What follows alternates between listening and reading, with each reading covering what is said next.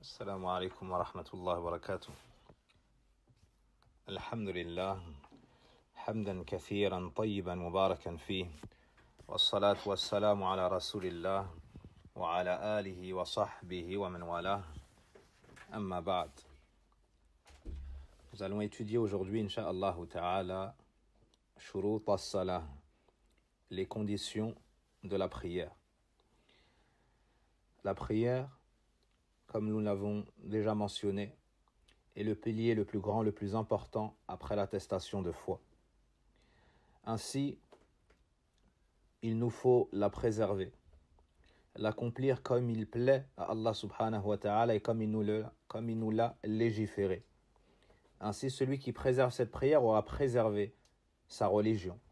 Celui qui néglige cette prière sera sans aucun doute encore plus négligent pour les autres préceptes de l'islam. Et celui qui accomplit la prière se doit de prendre soin de ses conditions, prendre soin et s'instruire dans ses piliers et également dans ses obligations et les paroles et actes recommandés. Il doit faire tout son possible pour plaire à Allah subhanahu wa ta'ala à travers la pratique de cette adoration. C'est pour cela que les savants accordaient beaucoup d'importance aux conditions de la prière. Ils ont écrit dans ce sujet, ils ont expliqué, ils ont détaillé et émis beaucoup d'avis juridiques dans ce sujet. Et par la grâce d'Allah subhanahu wa ta'ala, nous sommes dans une époque où beaucoup de gens reviennent à la religion. Des personnes en dehors de la religion s'intéressent à l'islam. Ils reviennent à l'islam. Ils embrassent l'islam en prononçant l'attestation de foi « Ashhadu an la ilaha illallah wa ashhadu anna Muhammadan Rasulullah ». Et la première chose qui leur vient, la première chose à laquelle on les invite, c'est l'accomplissement de la prière. Et à ce moment-là, beaucoup d'entre eux se posent des questions, ils ne savent pas ce qui est obligatoire, ce qu'il faut faire et ne pas faire. C'est pour ça qu'on va, Inch'Allah ta'ala, durant certains cours, développer ce sujet ô combien important. On a aussi des personnes qui ont grandi dans l'islam et à un moment de leur vie ont été détournés par des passions ou autres.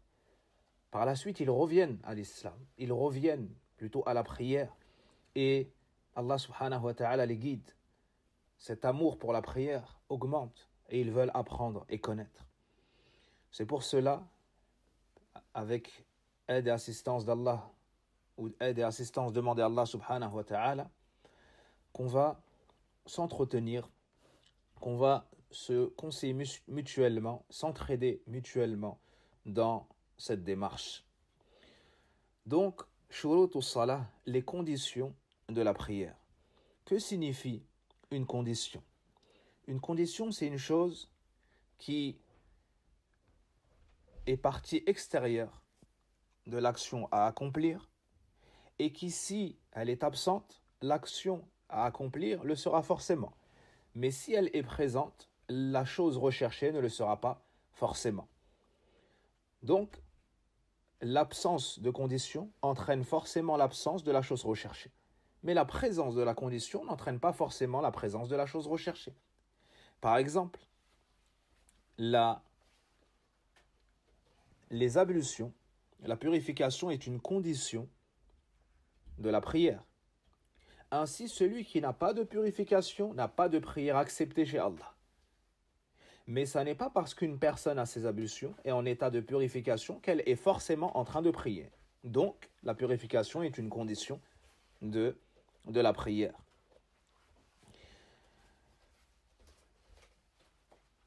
Les conditions de la prière sont au nombre de 9. Les conditions de la prière sont au nombre de 9. L'islam, c'est-à-dire être musulman, la raison, c'est-à-dire être conscient, le discernement, la purification, dissiper les impuretés, se couvrir, la nudité, l'entrée de l'heure de la prière, l'orientation vers la qibla et l'intention.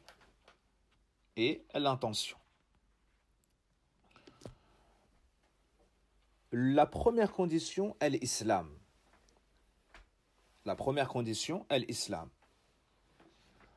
C'est-à-dire être musulman. Pour accomplir la prière, il faut être musulman. Celui qui veut prier, se rapprocher d'Allah, entrer dans le paradis d'Allah, voir la récompense de ceux qui prient, il faut qu'il soit musulman. Car celui qui n'est pas musulman, Allah n'accepte pas sa prière, car il lui manque cette première condition. Pour preuve, dans Suratul Ma'idah, Allah nous dit « وَمَنْ يَكْفُرْ بِالْإِيمَانِ فَقَدْ حَبِطَ عَمَلُهُ » Et quiconque mécroit en la foi, ses œuvres sont vaines. وَهُوَ فِي الْآخِرَةِ مِنَ الْخَاسِرِينَ Et il sera dans l'au-delà du nombre des perdants. Allah nous dit également وَمَنْ يَبْتَغِ غَيْرَ الْإِسْلَامِ دِينًا فَلَنْ يُقْبَلَ مِنْهُ وَهُوَ فِي الْآخِرَةِ مِنَ الْخَاسِرِينَ Et quiconque recherche autre que l'islam comme religion, on n'acceptera pas de lui. On n'acceptera jamais de lui. Et il sera dans l'au-delà du nombre des perdants. Allah nous dit également وَقَدِمْنَا إِلَى مَا عَمِلُوا مِنْ عَمَلٍ فَجَعَلْنَاهُ هَبَاءً مَنْثُورًا Allah subhanahu wa ta'ala nous parle des actions de ceux qui n'ont pas embrassé l'islam. Leurs actions seront avancées et on rendra tout cela poussière, éparpillé. Ainsi, la prière n'est pas valable si elle n'est pas accomplie par le musulman. Elle ne sera pas acceptée par Allah le Seigneur des montes. Donc on invite ceux qui souhaitent se rapprocher de leur Seigneur, éviter sa colère, obtenir son agrément, on les invite à la prière. Et pour cela, il faut qu'ils entrent d'abord en islam. Comment est-ce que la personne entre en islam? En prononçant l'attestation de foi. En disant « Ashhadu an la ilaha illallah wa ashhadu anna Muhammadan Rasulullah » J'atteste qu'il n'y a point de divinité réellement digne d'être adorée si ce n'est Allah. Et j'atteste que Muhammad est le messager d'Allah. Par la suite, elle peut accomplir la prière. Voici la première condition de la prière, être musulman. La deuxième condition de la prière, الشرط الثاني العقل, la raison. Son contraire étant la folie, ou toute chose qui fait que la personne n'a pas la raison, comme l'état d'ivresse, ou comme la personne qui est droguée, qui n'a pas la raison.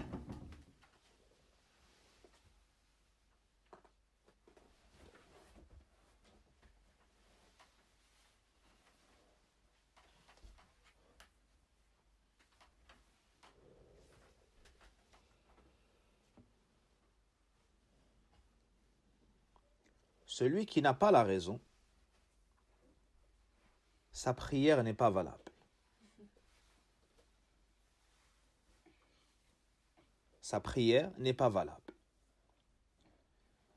Et nous avons tous avec nous deux anges. Un à droite qui note les bonnes œuvres, un à gauche qui note les mauvaises actions. Celui qui n'a pas la raison, les anges ne notent pas. La plume est levée, car il n'est pas responsable de ses actions. Selon Aïcha, radiyallahu anha, l'épouse du prophète sallallahu alayhi wa sallam et mère des croyants, قالت قال النبي صلى الله عليه وسلم رفع القلم عن ثلاثة النائم حتى يستيقظ والمجنون حتى يفيق والصغير حتى يبلغ. Le prophète sallallahu alayhi wa sallam dit, et la plume a été levée au sujet de trois, c'est-à-dire trois personnes. Celui qui dort jusqu'à ce qu'il se réveille. Celui qui a perdu la raison jusqu'à ce qu'il la retrouve. Et celui qui est petit, c'est-à-dire l'enfant, fille ou garçon, jusqu'à ce qu'il atteigne la puberté. Ce hadith est rapporté par Abu Daoud, Ibn Majah et autres, et Sheikh al-Albani nous dit qu'il est authentique, rahimahumullah. Donc, ces gens-là ne sont pas tenus pour responsables et on ne leur inscrit pas les fautes et les péchés. Ainsi, il faut avoir la raison pour accomplir la prière. La troisième condition,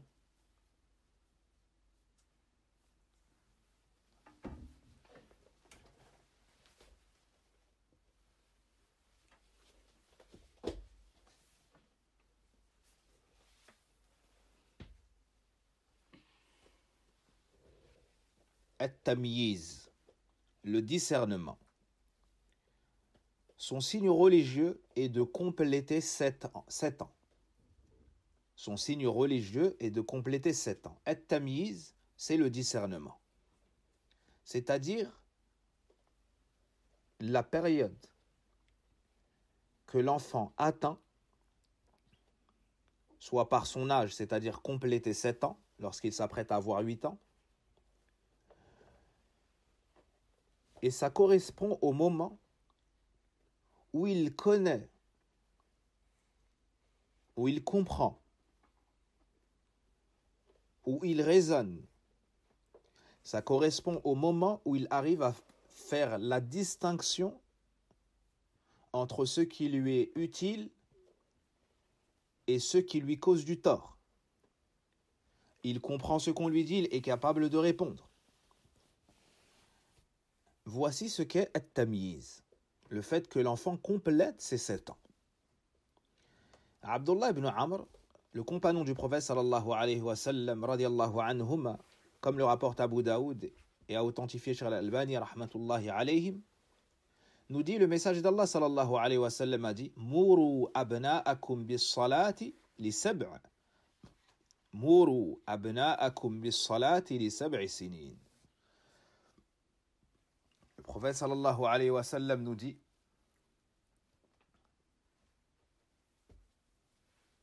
ordonnez à vos enfants la prière à 7 ans. Les savants disent lorsqu'ils complètent 7 ans. Et parmi les fautes répandues, le fait d'ordonner la prière aux tout petits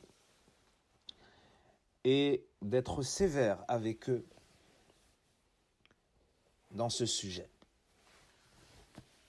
Un défaut ou une nuisance qui en découlera et qu'on observe à la mosquée, qu'Allah nous permette d'y retourner dans les meilleures conditions, c'est que des enfants prient et jouent dans la prière. Des enfants prient et rient dans la prière. Pourquoi cela ? Une des causes, c'est qu'on leur a ordonné la prière trop tôt. On leur a ordonné la prière à 3-4 ans, par exemple. Ainsi, ils grandissent dans le jeu, dans cet esprit, et ils n'en connaissent pas le sérieux ni l'importance.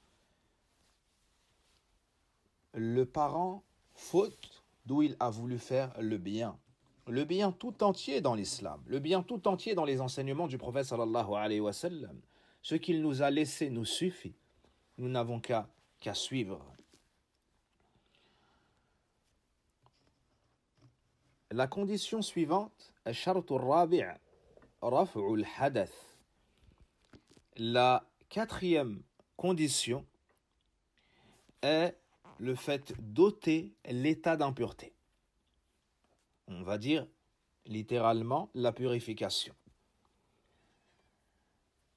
الحدث هو وصف طارئ قائم بالبدن مانع مما تجب له الطهارة. الحدث, c'est un état du corps, de la personne.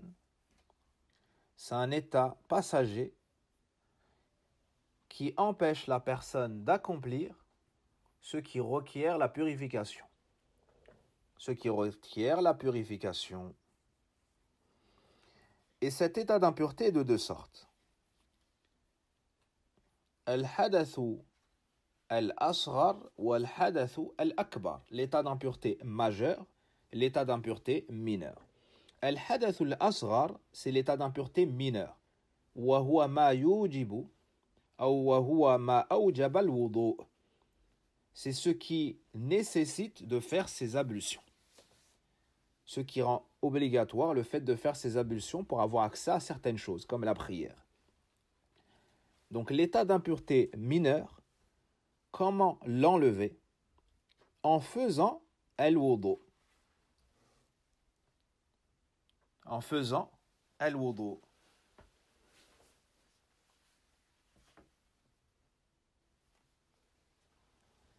Quant à l'état d'impureté majeur, al-hadathul akbar huwa ma awjaba al-ghusl. C'est ce qui nécessite de faire le grand lavage. C'est ce qui nécessite de faire le grand lavage, al-ghusl. C'est-à-dire de se laver de la tête aux pieds en ayant l'intention de sortir de l'état d'impureté. Quant à al-wudu, les ablutions, c'est-à-dire dire bismillah, se laver les mains, mettre de l'eau dans la bouche et le nez, puis faire sortir cela, prendre de l'eau, se laver l'entièreté du visage, du menton au haut du front, de l'oreille à l'oreille, puis se laver la main droite, de la main à l'avant-bras jusqu'au coude y compris, puis la même chose pour la main gauche, le bras gauche jusqu'au coude y compris, puis essuyer les mains mouillées sur la tête, du haut du front jusqu'à la nuque, puis revenir au haut du front, puis essuyer les oreilles, et ensuite laver le pied droit jusqu'au malléole et le pied gauche jusqu'au malléole. Ça, c'est le wudu. Et on détaillera, on expliquera et on montrera, Inch'Allah, également cela. Donc, voici la quatrième condition, sortir de l'état d'impureté, soit en faisant al-wudu, les ablutions, soit en se lavant, comme la personne qui est en état de janab, en état d'impureté majeure, suite par exemple au fait d'avoir commerce avec son épouse, ou suite au menstru de la femme. Abdullah ibn Omar nous dit, le prophète sallallahu alayhi wa sallam a dit, لا يقبل الله أو لا تقبل صلاة بغير طهور. Une prière n'est pas acceptée sans purification. Une prière n'est pas acceptée sans purification. Si mes souvenirs sont bons, ce hadith est rapporté par l'imam Muslim. D'autres versions sont dans le Bukhari et Muslim. لا يقبل الله صلاة أحدكم إذا أحدث حتى يتوضأ. Allah n'accepte pas la prière de l'un d'entre vous qui est en état d'impureté jusqu'à ce qu'il fasse la purification, les ablutions. La cinquième condition, Asharatul Khamis, Izalatun Najasa. Izalatun Najasa. La cinquième condition, c'est le fait de faire disparaître les impuretés. C'est le fait de faire disparaître les impuretés.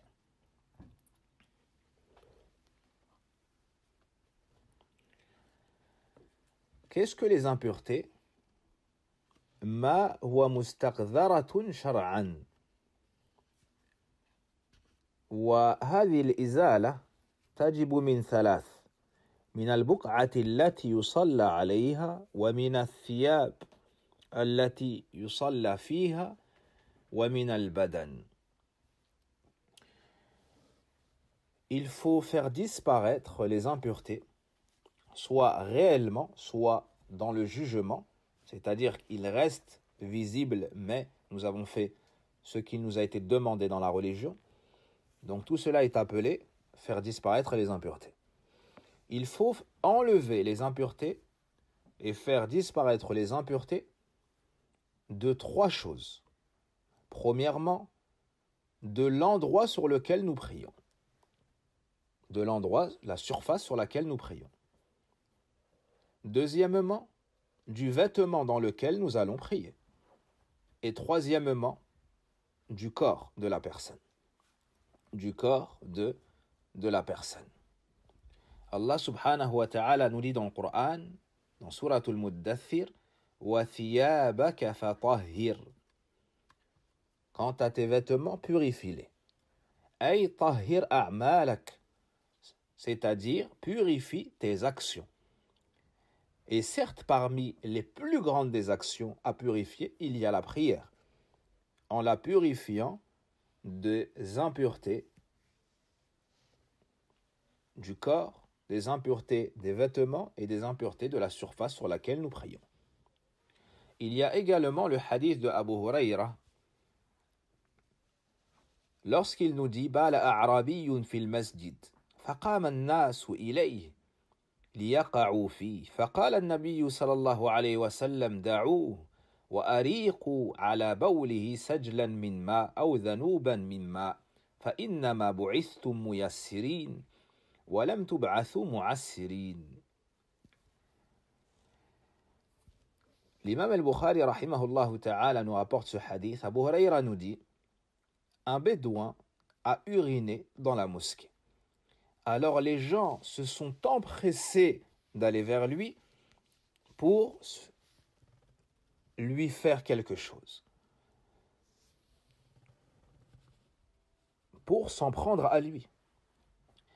Alors le prophète sallallahu alayhi wa sallam leur a dit laissez-le, c'est-à-dire ne lui faites pas de mal, ne l'insultez pas et laissez-le finir, car de l'arrêter alors qu'il est en train de faire son besoin peut lui causer du tort dans sa santé. Aussi, de se saisir de lui en le traînant ici et là peut être la cause que l'impureté se répande dans plusieurs endroits de la mosquée, après qu'elle fut dans un seul endroit. Et d'autres sagesses que les savants ont mentionnées. Et ça nous montre aussi ici la grande miséricorde, la grande douceur, la grande sagesse du prophète de l'islam Muhammad ibn Abdillah sallallahu alayhi wa sallam. Il leur a dit laissez-le. Puis il leur a dit versez dessus un seau d'eau ou un grand seau d'eau. Vous n'avez été certes envoyé que pour faciliter, et vous n'avez pas été envoyé pour rendre les choses difficiles. On voit ici l'obligation de purifier l'endroit sur lequel on prie. Al-Shartu al-Sadis, la 6e condition, se couvrir la nudité.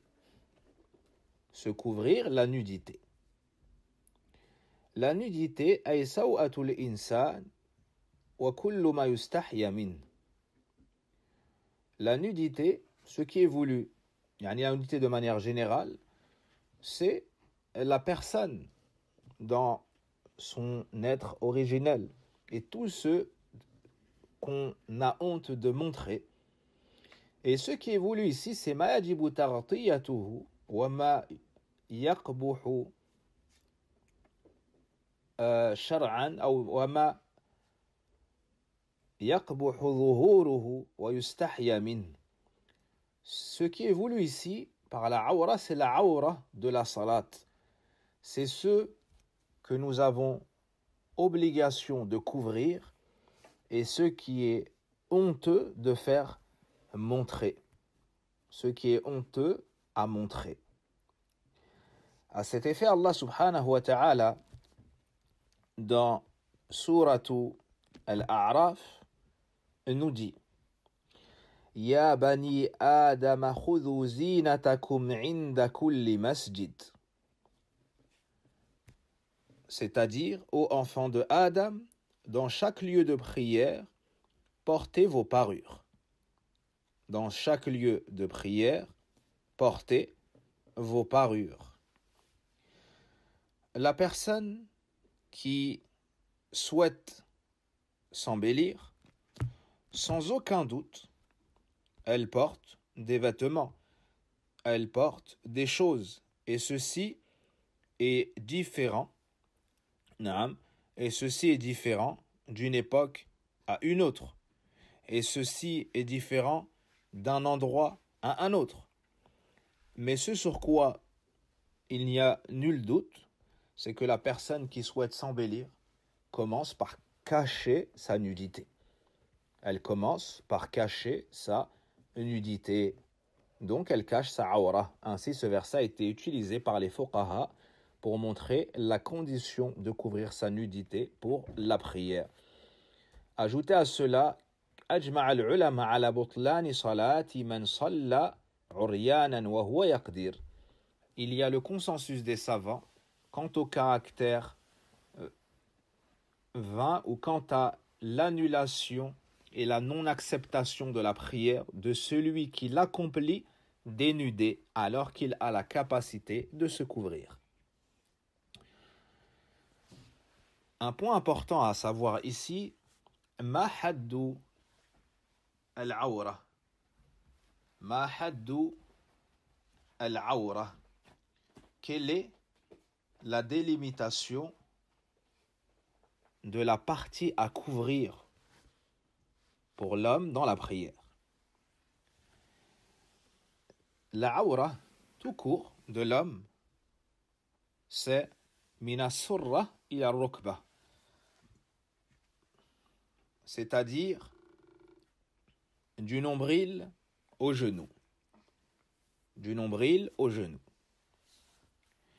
Et il y a un hadith du prophète sallallahu alayhi wa sallam qui dit que l'homme ne doit pas prier sans rien avoir sur les épaules. Donc, il faut couvrir les épaules. Sinon, la awra de manière générale, c'est du nombril au genou. Du nombril au genou. Quant à la awra de la femme, c'est la femme dans son entièreté, sauf son visage, ses mains et les dos de ses pieds, ou je pense qu'on dit la plante des pieds, dans la prière. Voici la awra de la femme dans la prière. C'est qu'elle se couvre, sauf le visage, les mains et le dos des pieds. Certains savants ont fait entrer les pieds entièrement, d'autres ont fait entrer le dessus des pieds seulement, et d'autres n'ont pas fait entrer les pieds dans leur entièreté. Quoi qu'il en soit, il y a une différence de awra entre l'homme et la femme, de manière générale, et également dans la prière. Également dans la prière. Barakallahu fikum. Ainsi, celui qui prie et qui a la capacité de couvrir ce qu'il doit couvrir et qu'il ne le fait pas, sa prière ne sera pas valable car il n'aura pas respecté une condition. Par contre, s'il le fait et que par inadvertance, durant sa prière, un peu de lui se découvre, ou beaucoup de lui se découvre, mais pour un temps minime, sans parler des parties intimes directement, sa prière sera quand même valable. Sa prière sera quand même valable comme les savants nous le mentionnent. Et dans le recueil d'Imam Abu Daoud, At-Tirmidhi ibn Majah, selon Aïcha, le prophète sallallahu alayhi wa sallam a dit La yaqbalu Allahu salata ha'idin illa bi khimar. Allah n'accepte pas la prière d'une femme qui a atteint les menstrues, c'est-à-dire pubères, si ce n'est avec son voile. Si ce n'est avec son voile. Passons maintenant à la 7e condition. Al-shartu as-sabi' dukhul al-waqt, l'entrée de l'heure, c'est-à-dire l'entrée de l'heure de la prière. En effet, la prière a été fixée à des heures déterminées. Il y a un début et il y a une fin pour chaque prière. Allah nous dit dans Sourate An-Nisa, Inna salata kanat ala al-mu'minina kitaban mawquta.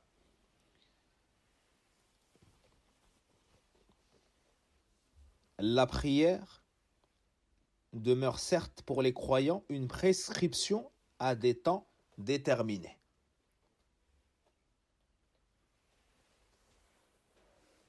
à des heures, à des temps déterminés.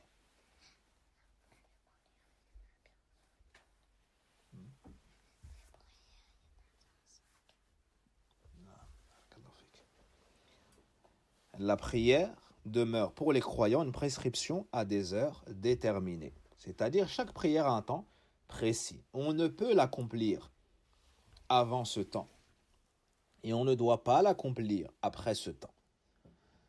Dans Souratul Isra, Allah nous dit أقم الصلاة لدلوك الشمس إلى غسق الليل وقرآن الفجر إن قرآن الفجر كان مشهودا. Dans Souratul Al-Isra, sur la traduction des sens de ce verset, on nous dit accomplis la salat, la prière, au déclin du soleil, jusqu'à l'obscurité de la nuit. Et aussi, c'est-à-dire, et fais aussi la lecture de l'aube, c'est-à-dire la prière de l'aube. Car la lecture, c'est-à-dire la prière, à l'aube, a des témoins.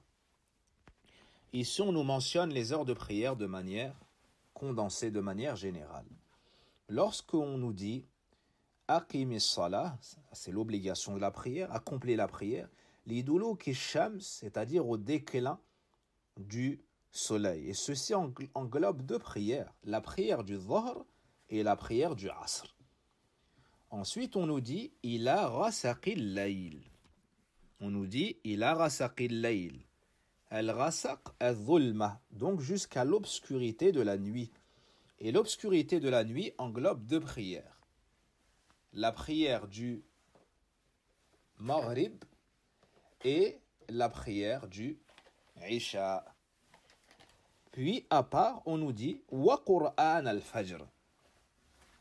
Wa Qur'an al-Fajr. Inna Qur'an al-Fajr kana mashhouda. Puis on nous cite la prière du Fajr seule. Pourquoi? Parce que la prière du Fajr, son temps n'est pas rattaché à une autre prière avant ni après. Son temps n'est pas rattaché à une prière obligatoire ni avant ni après. Contrairement au Dhuhr, au Asr, au Maghrib et au Isha. Voici pourquoi Al-Fajr a été cité à part, tout comme son temps est à part. Et on nous a dit wa Qur'an al-Fajr et non pas wa Salat al-Fajr. On a dit la lecture, la récitation du Fajr et non pas la prière du Fajr. Pourquoi? Ici, on appelle la prière du Fajr par une de ses parties les plus nobles qui est la récitation. Et en effet, dans la prière du Fajr, la sunna en général est de réciter longuement. Donc on a appelé cette prière par une de ses plus belles parties, une de ses meilleures parties, à savoir la lecture du Coran. Et on nous dit qu'il y a des témoins, ce sont les anges qui se relaient à l'heure du Fajr et à l'heure du Asr. Wa billahi at-tawfiq. Dans le recueil d'Abu Daoud et de Tirmidhi, on a également le hadith d'Abdullah ibn Abbas qui a été authentifié par Sheikh al-Albani rahmatullahi alayhim wa radiyallahu anhuma. قال النبي صلى الله عليه وسلم أمني جبريل عند البيت مرتين. Le prophète sallallahu alayhi wa sallam nous dit que Jibril est venu vers le prophète sallallahu alayhi wa sallam et a présidé pour lui la prière à deux reprises. À deux reprises. La première fois au début du temps de chaque prière, que ce soit le Fajr, le Dhuhr, le Asr, le Maghrib et le Isha. Puis il est venu le lendemain et a présidé à nouveau la prière, mais cette fois-ci à la fin de chaque temps. C'est-à-dire à la fin de chaque temps. Pour les 5 prières, il fit pareil. ثم قال, puis il dit, ici je vous ai résumé le hadith, Ya Muhammad, ô Muhammad, هذا وقت الأنبياء من قبلك والوقت بين هذين الوقتين. Jibril dit ensuite au prophète Mohammed sallallahu alayhi wa sallam, ô Muhammad, voici le temps des prophètes avant toi. Et le temps, c'est-à-dire de la prière, se trouve entre ces deux temps-là. Entre ces deux temps-là. والأولى أن تصلى الصلاة في أن تصلى الصلاة في أول الوقت. Le mieux et le plus méritoire est d'accomplir la prière au début de son temps. إلا لما جاء به الدليل. فيما جاء به الدليل. Sauf exception de ceux qui nous a été mentionné dans la sunna du prophète sallallahu alayhi wa sallam. À savoir, إذا اشتد الحر في وقت الظهر. Premièrement, lorsque la chaleur se fait intense à l'heure de la prière du dhuhr. Le prophète sallallahu alayhi wa sallam nous dit فأبردوا بالصلاة. إذا اشتد الحر فأبردوا بالصلاة. Lorsque la chaleur se fait intense, rafraîchissez la prière, c'est-à-dire retardez un peu son temps jusqu'à ce que sa chaleur diminue. La deuxième exception, تأخير صلاة العشاء إلا إذا كان في ذلك مشقة. La deuxième exception est de retarder la prière du Isha, sauf si cela cause une de grandes difficultés ou une certaine lourdeur aux prieurs ou à ceux qui accomplissent la prière. On trouve cela dans le recueil de l'imam al-Bukhari, selon Ibn Abbas, dans le recueil de l'imam Muslim, selon Aïcha. On trouve également la parole d'Abu Huraira. Le prophète sallam a dit لولا أن أشق على أمتي لأمرتهم أن يؤخروا العشاء إلى ثلث الليل أو نصفه. Le prophète alayhi salatu wassalam a également dit si je ne craignais que ce soit trop lourd pour ma communauté, j'aurais ordonné de repousser la prière du Isha jusqu'au tiers de la nuit ou sa moitié. Jusqu'au tiers de la nuit ou sa moitié. Le prophète sallallahu alayhi wa sallam est arrivé, ou plutôt Aïcha radiallahu anha nous dit que le prophète sallallahu alayhi wa sallam a retardé la prière du Isha jusqu'à ce que la nuit soit ténébreuse, jusqu'à ce qu'une bonne partie de la nuit passe, jusqu'à ce que des gens de la mosquée se soient endormis. Puis il est sorti et a dit Innahu la waqtuha. En réalité, c'est ça son temps. Lawla an ashuqqa ala ummati.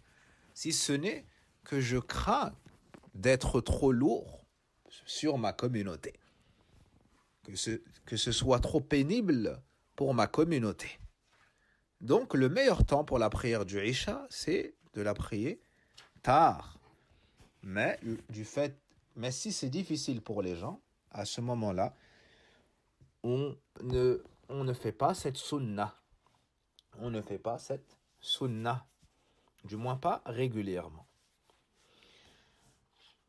Voici pour cette 7e condition, l'entrée de l'heure. L'entrée de l'heure.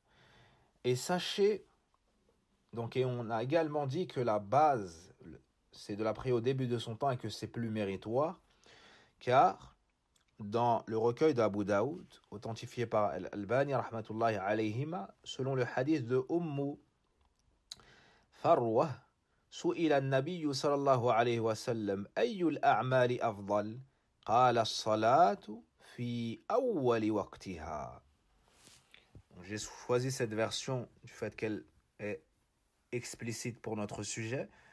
Le prophète sallallahu alayhi wa sallam a été interrogé. Quels sont les actes les plus méritoires? Il a répondu la prière au début de son temps. La prière au début de son temps. La 8e condition, الشرط الثامن استقبال القبلة. La 8e condition, se diriger vers al-qibla. Se diriger vers al-qibla. Al-qibla, c'est al-Kaaba, c'est Baytullah. Al-qibla, c'est la Kaaba, qui a été construite par Ibrahim alayhi salam, aidé de son fils Ismaïl alayhi salam, qui se trouve à la Mecque. Et cela selon l'ordre d'Allah. فَوَلِّ وَجْهَكَ شَطْرَ الْمَسْجِدِ الْحَرَامِ. Allah subhanahu wa ta'ala nous a donné cette qibla. Il nous a ordonné cette qibla.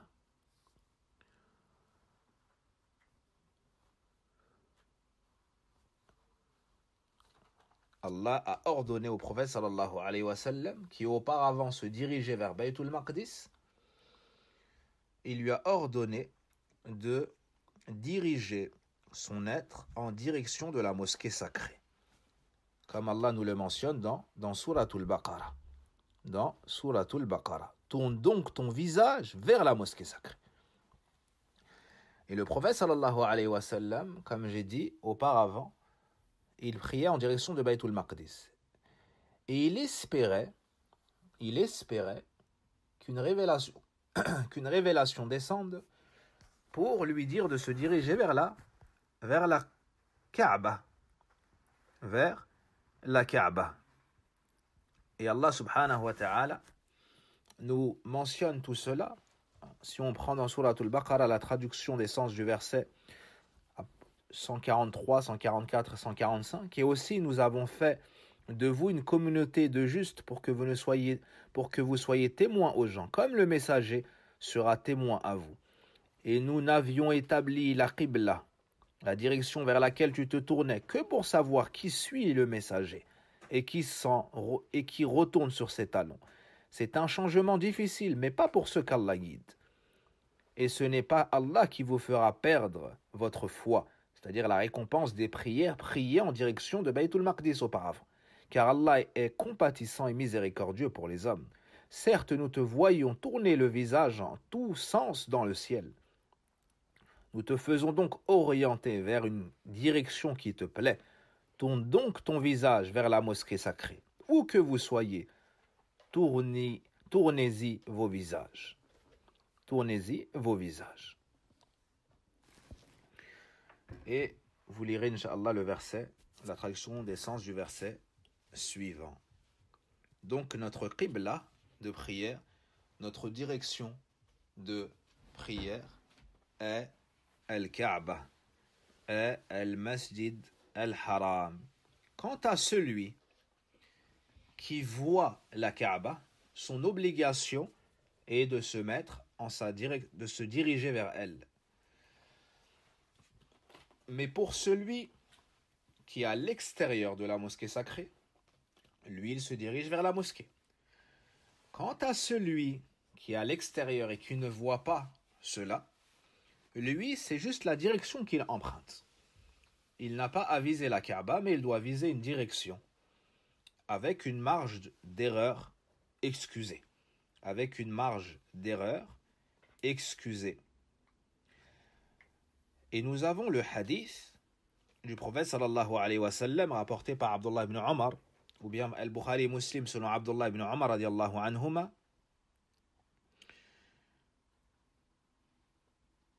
J'ai un doute si c'est selon Omar ou bien selon Abdullah ibn Omar. إذا قمت إلى الصلاة فأسبغ الوضوء ثم استقبل القبلة. Le prophète sallallahu alayhi wa sallam a dit, lorsque tu te lèves pour la prière, parfais tes ablutions. Puis dirige-toi vers la qibla.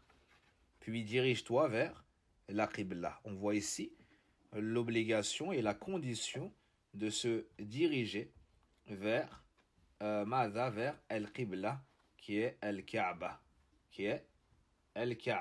Naam.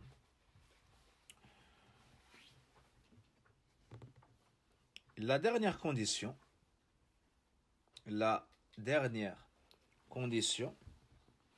et avant ça, une question qui revient souvent, que faire dans le cas où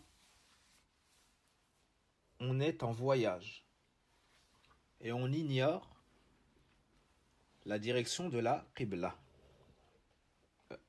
De nos jours, beaucoup sont ceux qui ont des boussoles ou bien des téléphones portables qui leur permettent de savoir la Qibla.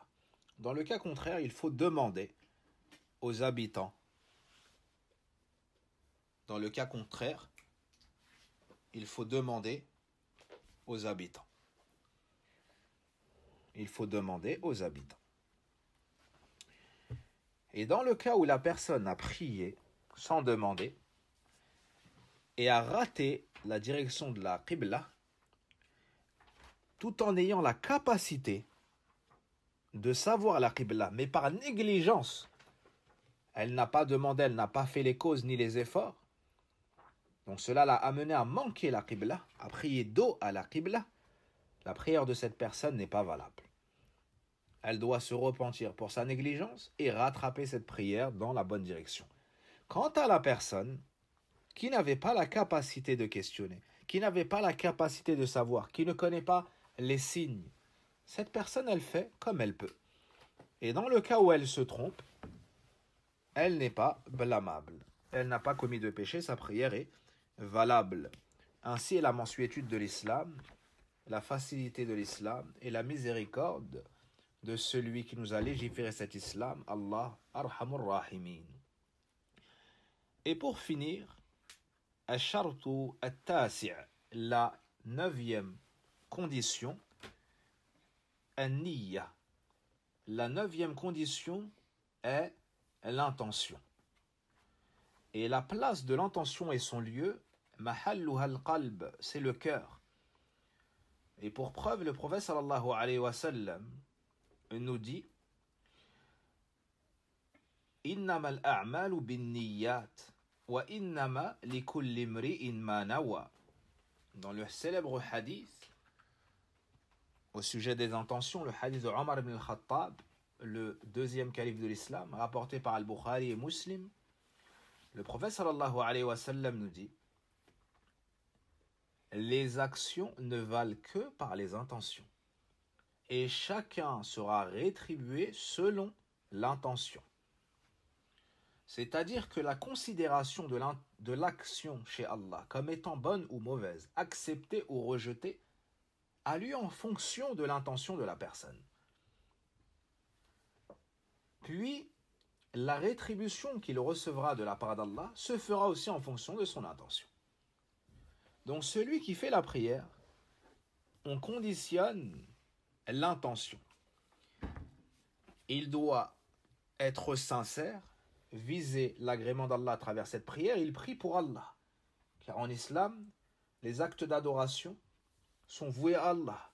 Car en islam, l'adoration et le fait de la sincérité, le fait de s'éloigner de toute ostentation, c'est le droit d'Allah sur nous. Car en islam, on sait qu'on a été créé que pour adorer Allah, et cela d'un culte sincère. Donc l'adoration, que ce soit la prière ou autre, doit être vouée à Allah. Mais aussi l'intention dans le sens de niyatut tamyiz, dans le sens où on doit distinguer, mettre l'intention, c'est-à-dire viser le temps ou bien viser une prière particulière. À savoir, avec l'intention, on va distinguer entre le dhahr et l'asr. Qu'est-ce qui fait la différence entre la prière du dhahr et du asr dans l'apparence? Rien. Il y a 4 unités de prière pour le dhahr, mais également pour l'asr. Qu'est-ce qui fait la distinction? C'est l'intention qu'a la personne dans son cœur. Et l'intention, c'est dans le cœur. Prononcer l'intention est une innovation. Et l'innovation en islam, l'innovation religieuse, c'est blâmable, c'est grave et c'est interdit, c'est proscrit. Donc l'intention, sa place est le cœur. L'intention, sa place est le cœur. Et il nous faut mettre l'intention que telle prière accomplie, c'est la prière du dhahr. Et telle autre, c'est la prière du asr. Et le temps suffit. C'est-à-dire, s'il sait que c'est telle heure, il est telle heure. Donc, à telle heure, c'est telle prière priée. C'est telle prière compris. Ceci est suffisant.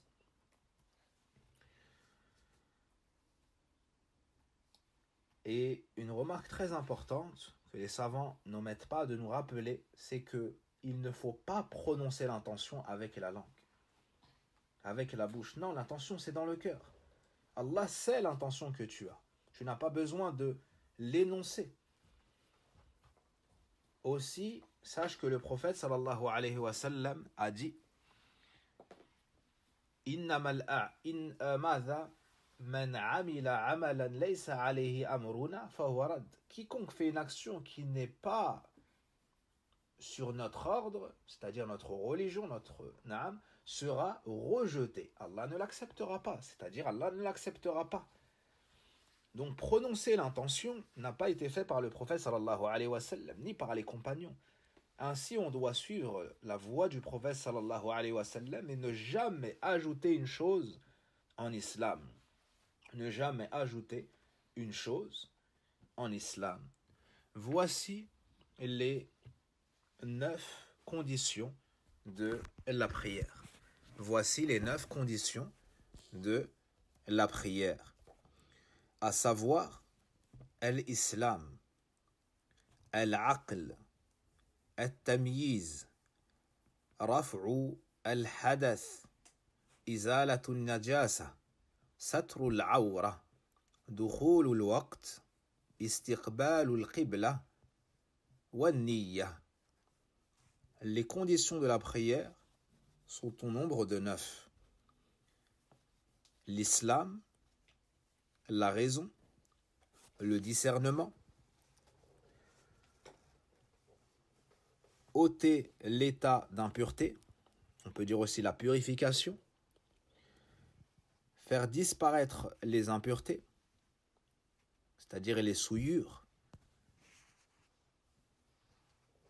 religieusement parlant, se couvrir la nudité, l'entrée de l'heure de la prière, se diriger vers la qibla, et enfin, l'intention. Puisse Allah subhanahu wa ta'ala nous enseigner sa religion, nous permettre de la comprendre et de la mettre en pratique, puis de la propager et d'endurer. Wallahu a'lam, wa sallillahumma wa barik ala nabiyyina Muhammadin wa ala alihi wa sahbihi ajma'in. Allahumma ighfir lana dhunubana wa kaffir anna sayyi'atina wa tawaffana ma'al abrar. ربنا آتنا في الدنيا حسنة وفي الآخرة حسنة وقنا عذاب النار. اللهم إنا نسألك الهدى والتقى والعفاف والغنى. يا حي يا قيوم برحمتك نستغيث. أصلح شأننا كله ولا تكلنا إلى أنفسنا طرفة عين. اللهم اشف مرضانا أرض المسلمين. اللهم اشف مرضانا أرض المسلمين. اللهم اشف مرضانا أرض المسلمين وارفع هذا البلاء وهذا الوباء عنا أجمعين. وارفع هذا البلاء وهذا الوباء عنا أجمعين يا رب العالمين. اللهم يسر لنا الاعتمار. اللهم يسر لنا حج بيتك الحرام. يا حي يا قيوم يا أكرم الأكرمين يا ودود يا شكور يا بر يا رحيم. اللهم يسر لنا حج بيتك الحرام. اللهم يسر لنا حج بيتك الحرام. اللهم يسر لنا حج بيتك الحرام. اللهم ارحم موتانا وموتى المسلمين. اللهم ارحم موتانا وموتى المسلمين.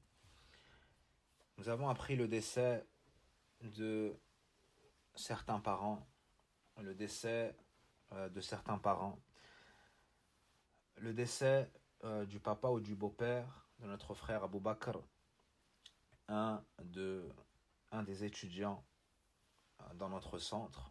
On demande à Allah subhanahu wa ta'ala de l'accueillir dans sa miséricorde et de l'élever en degrés.